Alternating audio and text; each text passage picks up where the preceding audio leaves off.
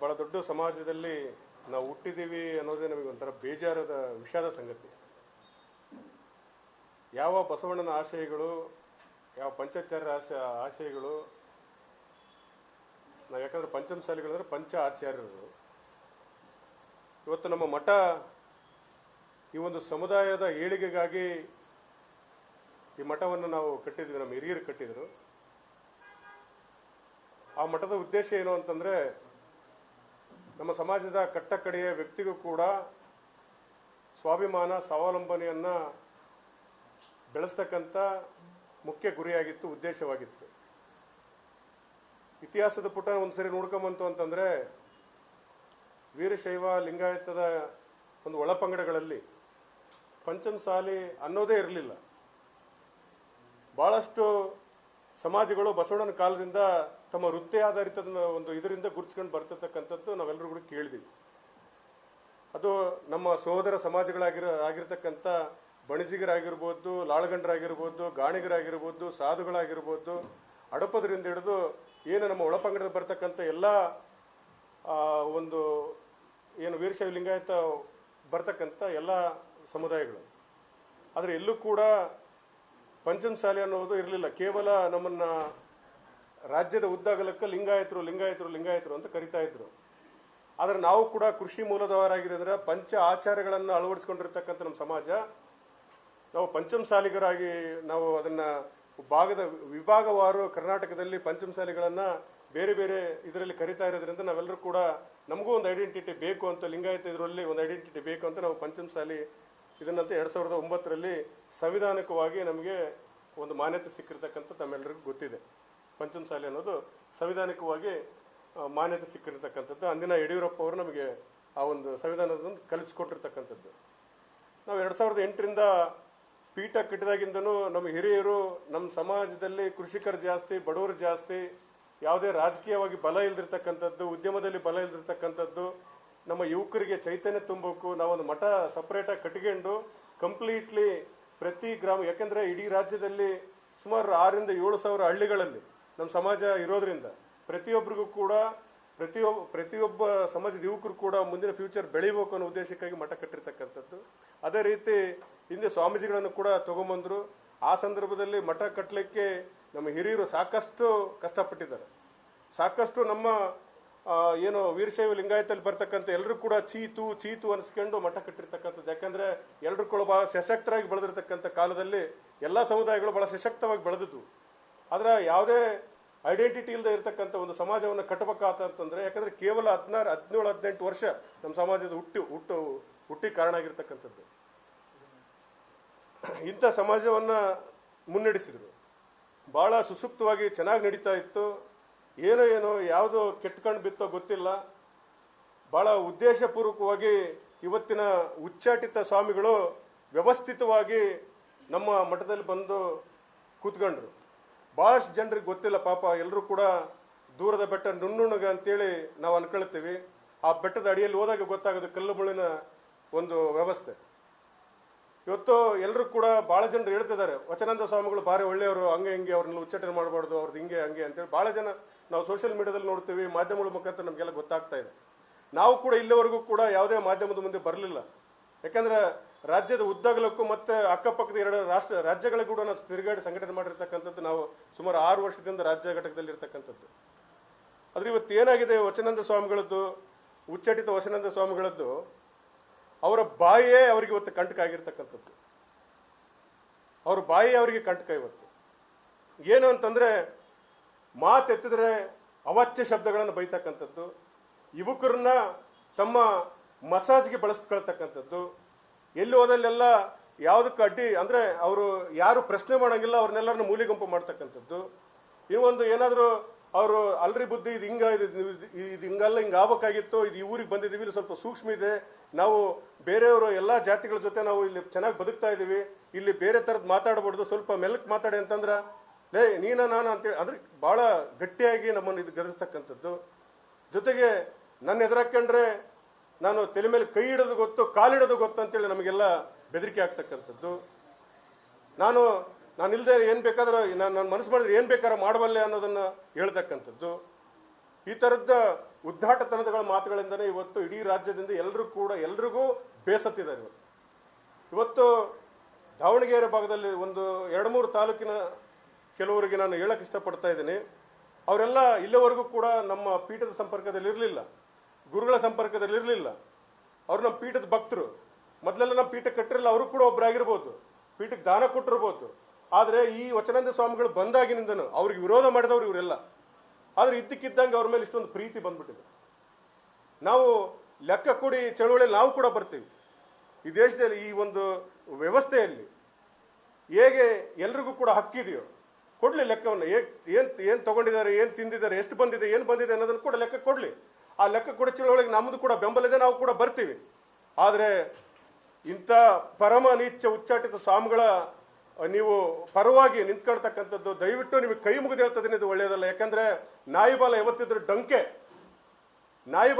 ಡಂಕೆ. ಒಬ್ಬ character less persons ಯಾವತ್ತು ಕೂಡ ಚೇಂಜ್ ಆಗಕ್ಕೆ ಸಾಧ್ಯ ಇಲ್ಲ. ಅವರ ವಿಜನ್ಸ್ ಅವ್ರು ಯಾವತ್ತು ಕೂಡ ಚೇಂಜ್ ಮಾಡ್ಕೊಳ್ಳೋಕೆ ಸಾಧ್ಯ ಇಲ್ಲ. ಸಮಯಕ್ಕೆ ತಕ್ಕಂತೆ ಯಾವತ್ತು ಎಲ್ಲರನ್ನು ಕುಣಿಸ್ತಕ್ಕಂಥ ವ್ಯಕ್ತಿತ್ವ ಇರ್ತಕ್ಕಂಥ ವ್ಯಕ್ತಿ ಯಾವತ್ತು ಸುಧಾರಿಸಕ್ಕೆ ಸಾಧ್ಯ ಇಲ್ಲ. ಭಾವಿ ಬೆಟ್ಟಪ್ಪ ಅವರಾಗಿರ್ಲಿ, ಬಸವರಾಜ್ ದಿಂಡೂರು ಅವರಾಗಿರ್ಲಿ, ಇವರು ಉಮಾಪತಿ ಅವರಾಗಿರ್ಲಿ, ನಾಗನಗೌಡರಾಗಿರ್ಲಿ, ಜಿ ಪಿ ಪಾಟೀಲರಾಗಿರ್ಲಿ, ಪಿ ಡಿ ಶಿರೂರಾಗಿರ್ಲಿ, ಇನ್ನೂ ಅನೇಕ ಹಿರಿಯರು, ಇವರೆಲ್ಲರ ಉದ್ದೇಶ ಏನಿತ್ತು ಅಂದ್ರೆ ಈ ಸಮಾಜವನ್ನು ಕಟ್ಟುವಂತ ನಿಟ್ಟಿನಲ್ಲಿ ಅಷ್ಟೇ ಇವರು ಯೋಚನೆ ಮಾಡಿರ್ತಕ್ಕಂಥದ್ದು. ಯಾವುದೇ ನಮ್ಮ ಸಮಾಜದ ಬಡವರ ದುಡ್ಡನ್ನು ಲೂಟಿ ಹೊಡಿಬೇಕಾಗಿರ್ತಕ್ಕಂಥದ್ದಲ್ಲ, ಇನ್ನೊಂದು ಮತ್ತೊಂದು ಏನೂ ಅಲ್ಲ. ಆದರೆ ಇವರು ಇರ್ತಕ್ಕಂಥ ಹಿಂದೆ ನಿಮಗೊಂದು ಸ್ವಲ್ಪ ಬ್ರೀಫಾಗಿ ಹೇಳ್ತೀನಿ. ಹಿಂದೆ ಸಿದ್ಧಲಿಂಗ ಸ್ವಾಮೀಜಿಗಳಿದ್ರು, ತಾವೆಲ್ಲ ನೋಡಿದಿರಿ. ಸಿದ್ಧಲಿಂಗ ಸ್ವಾಮೀಜಿಗಳು ಸುಮಾರು 1000 ಹಳ್ಳಿಗೆ ಅಡ್ಡಾಡಿ ಸಮಾಜವನ್ನು ಕಟ್ಟಿದ್ರು. ಆದರೆ ಅವರು ಒಂದು ತಪ್ಪು ಮಾಡಿದ್ರು ಅಂತೇಳಿ ಅವತ್ತು ನಮ್ಮ ಟ್ರಸ್ಟ್ ಅವ್ರನ್ನ ಹೊರಗೆ ಹಾಕ್ತು. ಆದ್ರೆ ಅದನ್ನ ಅವರು ಹೊರಗೆ ಹೋಗಿ ಈ ಸಮಾಜವನ್ನು ಹೊಡಿತಕ್ಕಂಥ ಕೆಲಸ ಮಾಡಲಿಲ್ಲ, ಒಬ್ಬರ ನಡುವೆ ಒಬ್ಬರನ್ನ ಜಗಳಿಸ್ತಕ್ಕಂಥ ಕೆಲಸ ಮಾಡಲಿಲ್ಲ. ಇವತ್ತು ಕೂಡ ಅವ್ರ ಸಂಪರ್ಕದಿದ್ದಾರೆ. ಅವ್ರು ಏನ್ ಹೇಳ್ತಾರೆ ಅಂತಂದ್ರೆ, ಈ ಸಮಾಜ ನಾನು ಕಟ್ಟಿನಿ ತಮ್ಮ, ಈ ಸಮಾಜವನ್ನು ನಾನು ಕಟ್ಟಿ ನೀವೆಲ್ಲ ಉಳಿಸ್ಬೇಕಾಗಿದೆ, ನಾನು ಹೊರಗೆ ಬಂದು ಸುಖವಾಗಿದ್ದೀನಿ, ನಾನು ನೆಮ್ಮದಿಂದಿದ್ದೀನಿ, ಏನು ತೊಂದರೆ ಇಲ್ಲ. ಆದರೆ ನಾನು ಮಾಡಿರ್ತಕ್ಕಂಥ ಕೆಲವು ಆರೋಪಗಳು ಅಂದ್ರೆ ನನ್ನ ಲೋಪಗಳು ನನ್ನಲ್ಲಿದ್ವು.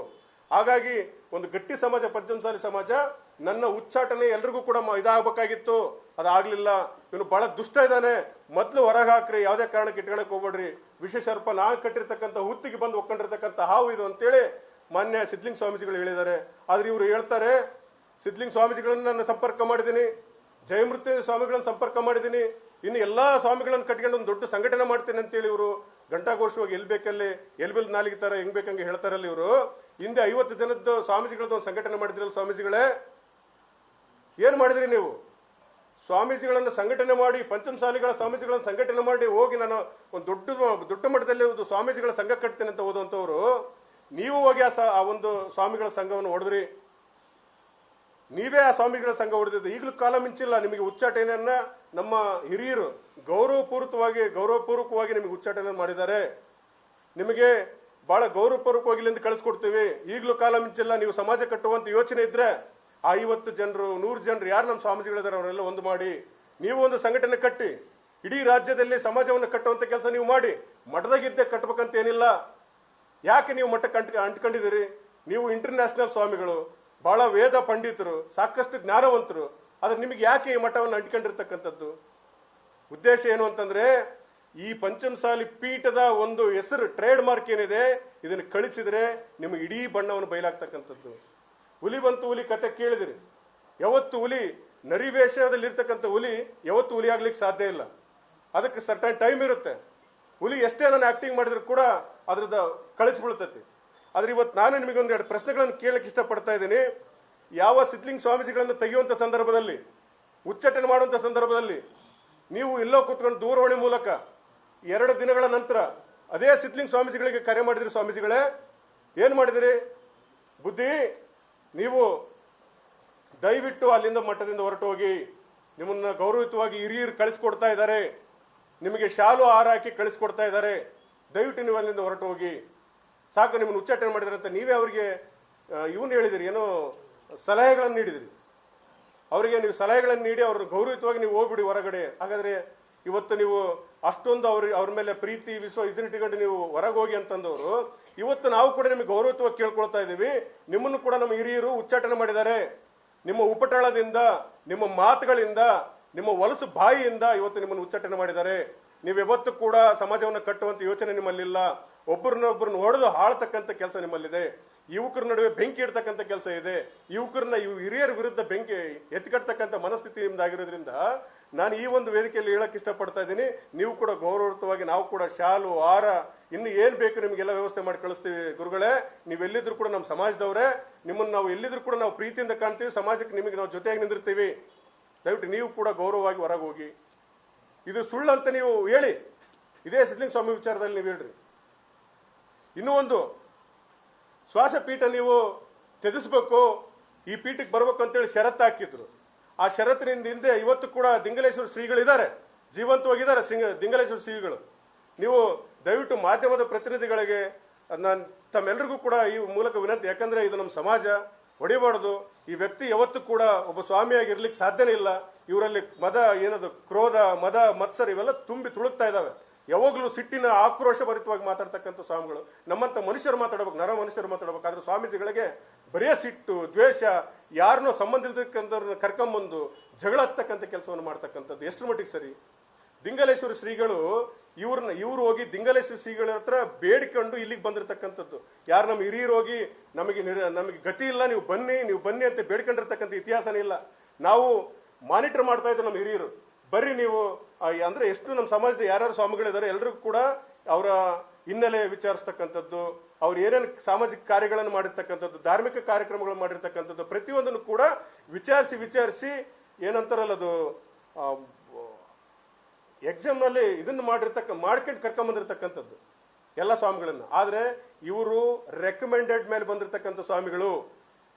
ಇವರು ತಮ್ಮ ಸ್ವಂತ ಬಲದಿಂದ, ತಮ್ಮ ಧಾರ್ಮಿಕ ಬದ್ಧತೆಯಿಂದ, ಸಂಸ್ಕಾರಯುತ ಬದ್ಧತೆಯಿಂದ ಬಂದಿರತಕ್ಕಂಥದ್ದಲ್ಲ. 2018ರಿಂದ ಪೂರ್ವದಲ್ಲಿ ಇವ್ರನ್ನ ವಿಚಾರಿಸಿ ನೀವು ನೋಡಿ. ಅವ್ರು ಇಡೀ ಇದನ್ನೇ ಅವರ ಒಂದು ಇದರಲ್ಲಿದೆ, ಸೋಷಿಯಲ್ ಮೀಡಿಯಾದಲ್ಲಿ ಸಿಗುತ್ತೆ ಅವರು ಏನೇನು ಮಾಡಿದ್ದಾರೆ ಏನಿಲ್ಲ ಅಂತೇಳಿ. ಎಲ್ಲಿ ಧಾರ್ಮಿಕ ಕಾರ್ಯಕ್ರಮಗಳನ್ನ ಇವ್ರು ಮಾಡಿದ್ರು? ಯೋಗ ಮಾಡ್ಕೊಂಡಿರ್ತಕ್ಕಂಥ ಒಬ್ಬ ಸ್ವಾಮೀಜಿಗಳನ್ನ ನೇರವಾಗಿ ಒಂದು ದೊಡ್ಡ ಮಟ್ಟದ ತಗೊಂಬಂದು ಕೂಡಿಸಿದ್ರಂದ್ರೆ ಅದಕ್ಕೆ ದಿಂಗಲೇಶ್ವರ ಶ್ರೀಗಳ ಕೃಪಾ ಕಟಾಕ್ಷ. ಅವ್ರು ಹೇಳಿದ್ರು, ಇಲ್ಲ ವಚನಾನಂದ ಸ್ವಾಮಿಗಳು ತುಂಬಾ ಪ್ರಬುದ್ಧತೆ ಇರ್ತಕ್ಕಂಥವ್ರು, 16 ದೇಶಗಳನ್ನು ಸುತ್ತಿರ್ತಕ್ಕಂಥವ್ರು, ಇವರಲ್ಲಿ ಜ್ಞಾನ ಭಂಡಾರ ಇದೆ, ಇವ್ರನ್ನ ನೀವು ತಗೊಂಬಂದಿದ್ದಾಯ್ತು ಅಂತಂದ್ರೆ ಈ ಸಮಾಜ ಇನ್ನೂ ಉತ್ಕೃಷ್ಟವಾಗಿ ಬೆಳಿತೈತಿ ಅಂತೇಳಿ. ನಾವು ಮತ್ತು ನಮ್ಮ ಹಿರಿಯರು ದಿಂಗಲೇಶ್ವರ ಶ್ರೀಗಳು ಅಂತಂದ್ರೆ ಅವ್ರು ಬಹಳ ದೊಡ್ಡವರು. ಸುಮಾರು ಒಂದು ಇಡೀ ರಾಜ್ಯದಲ್ಲಿ ಎಲ್ಲಾ ಮಠಗಳನ್ನು ಒಗ್ಗೂಡಿಸ್ತಕ್ಕಂಥ ಶಕ್ತಿ ಅವರಲ್ಲಿದೆ. ಯಾವತ್ತೂ ಕೂಡ ನಮ್ಮ ಇದು ವೀರಶೈವ ಲಿಂಗಾಯತ ಧಾರ್ಮಿಕ ಇದಕ್ಕೆ ಧಕ್ಕೆ ತರತಕ್ಕಂಥ ಕೆಲಸ ಅವ್ರು ಮಾಡಲ್ಲ. ಹಂಗಾಗಿ ಅಂತೇಳಿ ಅವ್ರ ಮಾತನ್ನ ನಮ್ಮ ಹಿರಿಯರು ಒಪ್ಕೊಂಡು ಅವ್ರ ಮುಖಾಂತರ ಇವರು ಅವ್ರ ಹತ್ರ ಲಾಭಿ ಮಾಡ್ಕೊಂಡು ಬಂದಿರತಕ್ಕಂಥ ಸ್ವಾಮಿಗಳು, ಉಚ್ಚಾಟಿತ ಸ್ವಾಮಿಗಳು ಇವರು. ಇವರಲ್ಲಿ ಅಷ್ಟೊಂದು ಪಕ್ವತೆ ಇದ್ದಿದ್ರೆ, ಇವರಲ್ಲಿ ಸಂಸ್ಕಾರ ಇದ್ದಿದ್ರೆ ಇವತ್ತು ಈ ಸ್ಥಿತಿ ಬರ್ತಾ ಇರಲಿಲ್ಲ. ಇವತ್ತು ನಮ್ಮ ಹಿರಿಯರು, ನಮ್ಮ ಸಹೋದರರು ಬಹಳ ಜನ ಇವತ್ತು ಆಕ್ರೋಶ ಭರಿತವಾಗಿ ನಮ್ಮ ಟ್ರಸ್ಟಿನ ಬಗ್ಗೆ ಮಾತಾಡ್ತಿರಲ್ಲ. ಸ್ವಾಮಿ, ನಿಮ್ದೇನ್ ಸಾಧನೆ? ನೀವೊಂದಿಂತ ಮಠ ಕಟ್ಟಿ ಈ ಮಠದಲ್ಲಿ ಬೆಳೆಸಿ ಇಂಥ ತಗೊಂಬಂದು ಕೂಡಿಸಿದ್ರೆ ಗೊತ್ತಾಗಿತ್ತು ನಿಮ್ಮ ಹಣೆಬರ ಏನು ಅಂತೇಳಿ. ಇವತ್ತು ನಾನು ನಿಮ್ಮನ್ನೆಲ್ಲ ನಿಜವಲ್ಲೂ ನಾನು ನಿಮ್ಗೆ ಯಾರಿಗೂ ಪ್ರಶ್ನೆ ಮಾಡೋದಿಲ್ಲ. ಆದ್ರೆ ನೀವು ಏನು ಲೆಕ್ಕ ಕೊಡೋ ಚಳವಳಿ ಮಾಡ್ತಾ ಇದ್ದೀರಿ, ಅದು ನಿಮ್ ಜೊತೆಗೆ ನಮ್ದು ಬೆಂಬಲ ಇದೆ. ನಾವು ಕೂಡ ಲೆಕ್ಕ ಕೊಡಿ ಚಳವಳಿ ಮಾಡ್ತೀವಿ. ಆ ಲೆಕ್ಕ ಕೊಡಿ ಚಳವಳಿ ಬರದಲ್ಲಿ ಇಂಥ ದುಷ್ಟ ಈ ಉಚ್ಚಾಟಿತ ಸ್ವಾಮಿಗಳ ಪರವಾಗಿ ನಿಂದಿರಬೇಡ್ರಿ. ಯಾವತ್ತು ಕೂಡ ಈ ಸಮಾಜ ಉದ್ಧಾರ ಆಗಲಿಕ್ಕೆ ಸಾಧ್ಯನೇ ಇಲ್ಲ. ನಾನು ಬಹಳ ಹತ್ತಿರದಿಂದ ಅವ್ರ ಜೊತೆ ನಾನು ಸಂಪರ್ಕದಲ್ಲಿದ್ದೆ. ನನ್ನನ್ನೇ ಒಂದು ಆಯುಧವನ್ನಾಗಿ ಉಪಯೋಗಿಸ್ಕೊಂಡು ನಾನು ಎಲ್ಲೂ ಕೂಡ ಇವತ್ತಿನವರೆಗೂ ಬಂದಿಲ್ಲ. ನನಗೆ ಸಮಾಜ ಸಂಘಟನೆ ನನ್ನ ಮುಖ್ಯ ಉದ್ದೇಶ. ಯಾಕಂದ್ರೆ ನಾನು ಕಟ್ಟ ಕಡೆ ಹಳ್ಳಿಯಿಂದ ಬಂದಿರತಕ್ಕಂಥನು, ನೋವನ್ನು ಉಂಡು ಬಂದಿರತಕ್ಕಂಥನು, ದಿನನಿತ್ಯ ಪ್ರತಿಭಟನೆಗಳನ್ನು ಉಂಡು ಬಂದಿರತಕ್ಕಂಥನು, 16 ಸಮಾಜಗಳ ಜೊತೆಗೆ ನಾನು ಹೊಂದಾಣಿಕೆಯಿಂದ ಬೆಳೆದು ಬಂದಿರತಕ್ಕಂಥನು. ಹೇಗೆ ನಮ್ಮ ಸಮಾಜವನ್ನು ಜಾಗೃತಿಗೊಳಿಸಬೇಕು, ನಾನು ಹೇಗೆ ನಮ್ಮ ಸಮಾಜವನ್ನು ಕಟ್ಟಬೇಕು ಅನ್ನೋದ್ರ ಬಗ್ಗೆ ಅಷ್ಟೇ ನಾನು ಯೋಚನೆ ಮಾಡ್ತಕ್ಕಂಥನು. ನನಗೆ ಯಾರ ಶ್ರೀಮಂತರ ಮತ್ತೊಂದು ಇನ್ನೊಂದಿಲ್ಲ. ನಾನು ಕಟ್ಟ ಕಡೆ ವ್ಯಕ್ತಿಗೋಸ್ಕರ ನಾನು ಹೋರಾಟ ಮಾಡ್ತಕ್ಕಂಥನು.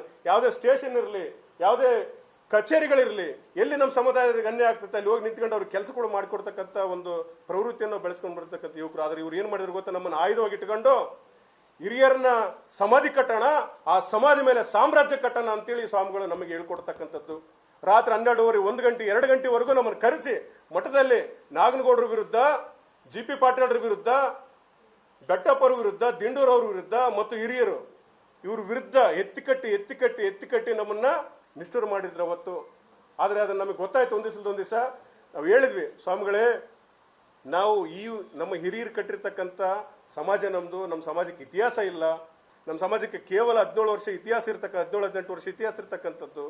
ನಾವು ಅವ್ರು ಕಟ್ಟಿರೋ ಸಮಾಜದಲ್ಲಿ ನಾವು ಮುಂದೆ ಬೆಳೆಸಬೇಕಾಗಿದೆ ಅಂತಂದ್ರೆ ಅವತ್ತಿಂದ ನಮ್ಮನ್ನು ವಿರೋಧಿಗಳ ತರ ನೋಡ್ತಾರೆ, ನಮ್ಮನ್ನ ತುಚ್ಛವಾಗಿ ನಮ್ಮನ್ನು ಬೈತಾರೆ. ಅದಾದ್ಮೇಲೆ ಹೇಳ್ತಾರೆ, ಈ ಹಿರಿಯರನ್ನ ಕೆಲವು ದಿನಗಳಲ್ಲಿ ಇವ್ರನ್ನೆಲ್ಲರನ್ನ ಓಡಿಸೋಣ. ನೆಕ್ಸ್ಟ್ ಉಮಾಪತಿಯವ್ರನ್ನ ಟಾರ್ಗೆಟ್ ಇಟ್ಕೊಳ್ಳೋಣ. ಇದು ಸುಳ್ಳಲ್ಲ. ಇದು 100% ಈ ಮಾತುಗಳನ್ನು ಹೇಳಿರ್ತಕ್ಕಂಥದ್ದು, ನನಗೆ ಹೇಳಿರ್ತಕ್ಕಂಥದ್ದು. ಅವರಿಗೆ ನಿಜವಾಗ್ಲೂ ಈ ಒಂದು ಅವರ ಒಂದು ಬದ್ಧತೆ ಮೇಲೆ, ಅವರ ಸ್ವಾಮಿತ್ವದ ಮೇಲೆ ಅವರಿಗೆ ನಂಬಿಕೆ ಇದ್ರೆ ದಯವಿಟ್ಟು ನೀವು ಸತ್ಯವನ್ನು ಹೇಳಿ. ನೀವು ಬಚಾವಾಗೋಸ್ಕರ ಯಾರ್ಯಾರನ್ನ ಎತ್ಕಟ್ಟಿ, ನಮ್ಮವ್ರನ್ನ ಎತ್ಕೊಟ್ಟಿ ನಮ್ಮವ್ರ ಜೊತೆ ಜಗಳಾಡತಕ್ಕಂಥ ಕೆಲಸವನ್ನು ಮಾಡಬೇಡ್ರಿ ಸ್ವಾಮೀಜಿಗಳೇ. ಇದು ಬರೀ ಟ್ರಯಲ್. ರಾಜ್ಯ ಯುವ ಘಟಕ ಮೊನ್ನೆ ನಿಮ್ಮನ್ನು ಉಚ್ಚಾಟನೆ ಮಾಡಿರ್ತಕ್ಕಂಥ ಸಂದರ್ಭದಲ್ಲಿ 2,000-3,000 ಜನ ನಮ್ಮ ರಾಜ್ಯ ಯುವ ಘಟಕದ ಪದಾಧಿಕಾರಿಗಳು ಬಂದಿದ್ರು. ನಾವು ಕೂಡ ಮನಸ್ಸು ಮಾಡಿದ್ರೆ ಅವರಂಗೆ ಬೀದಿಗೆ ನಿಂತ್ಕೊಂಡು ಹೋರಾಟ ಮಾಡಿ ನಿಮ್ಮನ್ನ ಹೊರಗಾಗ್ತಕ್ಕಂಥದ್ದು 10 ನಿಮಿಷದ ಕೆಲಸ ಆಗಿತ್ತು. ಕೇವಲ 10 ನಿಮಿಷ. ನಾವು ಕಾನೂನಿಗೆ ಬೆಲೆ ಕೊಟ್ಟಿದ್ದೀವಿ, ನಮ್ಮ ಹಿರಿಯರಿಗೆ ಬೆಲೆ ಕೊಟ್ಟಿದ್ದೀವಿ, ನಮ್ಮ BC ಉಮಾಪತಿ ಅವರಿಗೆ ಬೆಲೆ ಕೊಟ್ಟಿದ್ದೀವಿ, ನಾಗನಗೌಡರಿಗೆ ಬೆಲೆ ಕೊಟ್ಟಿದ್ದೀವಿ, ಉಮಾಪತಿ ಅವರಿಗೆ ಬೆಟ್ಟಪ್ಪರಿಗೆ ಬೆಲೆ ಕೊಟ್ಟು ನಾವು ಸುಮ್ಮನೆ ಇದ್ದೀವಿ. ಈಗಲೂ ಕಾಲ ಮಿಂಚಿಲ್ಲ. ಗೌರವಯುತವಾಗಿ ನಿಮ್ಮನ್ನ ಬೀಳ್ಕೊಡ್ತಾ ಇದ್ದೀವಿ, ಗೌರವಯುತವಾಗಿ ಬೀಳ್ಕೊಡ್ತೀವಿ. ದಯವಿಟ್ಟು ಇಡೀ ಕರ್ನಾಟಕ ರಾಜ್ಯದಲ್ಲಿ 80 ಲಕ್ಷ ಜನಸಂಖ್ಯೆ ಇದೆ. ಒಬ್ಬರೇ ಸ್ವಾಮೀಜಿಗಳಿಂದ ಸಮಾಜ ಕಟ್ಟಲಿಕ್ಕೆ ಸಾಧ್ಯ ಇಲ್ಲ. ಪ್ರತಿ ಪ್ರಾಂತದಲ್ಲಿ ಸಮಾಜವನ್ನು ಕಟ್ಟಬೇಕು. ನಿಮಗೆ ಯಾರು ನಿಮ್ಮ ಒಂದು ವಿವೇಚನೆಗೆ ಸರಿ ಹೊಂದಿರತಕ್ಕಂಥವ್ರು, ಯಾಕಂದ್ರೆ ಇವ್ರನ್ನೆಲ್ಲ ಕಸಾಯಿಗೆ ಕಾಣಿಗಳನ್ನು ಕಳಿಸ್ತೀರಿ. ಮೊನ್ನೆ ಇದೇ ಟ್ರಸ್ಟ್ ಮೀಟಿಂಗ್ ಅಲ್ಲಿ ನಾನು ಕೂಡ ಒಬ್ಬ ಟ್ರಸ್ಟಿನ ಅಪೇಕ್ಷಿತ ಆಗಿದ್ದು. ಇದೇ ಟ್ರಸ್ಟ್ ಮೀಟಿಂಗ್ ಅಲ್ಲಿ ಹೇಳ್ತೀರಿ, ನೀವು ಏನ್ ಹೇಳ್ತೀರಿ? ನಿಮ್ಮ ಆಲೋಚನೆಗೆ ನನ್ನ ಆಲೋಚನೆಗೆ ಹೋಗೋದಿಲ್ಲ. ನನಗೆ 40 ವರ್ಷ, ನಿಮ್ಗೆ 80 ವರ್ಷ. ನಿಮ್ಮ ಆಲೋಚನೆ ಬೇರೆ, ನನ್ನ ಆಲೋಚನೆ ಬೇರೆ. ಸ್ವಾಮಿಗಳೇ, ನಿಮ್ಮ ವಯಸ್ಸಲ್ಲಿ ಅವ್ರ ಸಮಾಜ ಕಟ್ಟಕ್ಕೆ ಬಂದವರು, ಅವ್ರು ಕಟ್ಟಿರೋ ಸಮಾಜದಲ್ಲಿ ಇವತ್ತು ನೀವು ಸ್ವಾಮಿಗಳಾಗಿದ್ದೀರಿ. ನೀವು ಅಷ್ಟೆಲ್ಲ ನಿಮಗೆ ವಿವೇಚನೆ ಇದ್ದಂಥವ್ರು, ನಿಮ್ಮ ಆಲೋಚನೆಗಳಿಗೆ ಇರ್ತಕ್ಕಂಥ ಜನರ ಜೊತೆ ಹೋಗಿ ಅಲ್ಲೊಂದು ಸಮಾಜ ಕಟ್ಟಿ. ಇನ್ನೊಂದು ಮಾತು ಹೇಳ್ತಾರೆ, ಬಡವ ಸಮಾಜ ಇರಬಾರ್ದು, ನಮ್ದು ನಿರ್ಮೂಲನೆ ಆಗ್ಬೇಕು. ನೀವು ಹಿಂಗೆ ಐಷಾರಾಮಿ ಜೀವನ ಅಡ್ಡಾಡ್ಕೊಳತ್ತಾ ಯಾರ್ಯಾರು ರಾಜಕಾರಣಿಗಳು ಕರ್ಕೊಂಡು ಮಠದಲ್ಲಿ ಗುಪ್ತವಾಗಿ ವ್ಯವಹಾರ ಮಾಡ್ತಾ ಇದ್ರೆ ನಮ್ಮ ಸಮಾಜ ಕಟ್ಟಕ್ಕಾಗ್ತೈತಾ?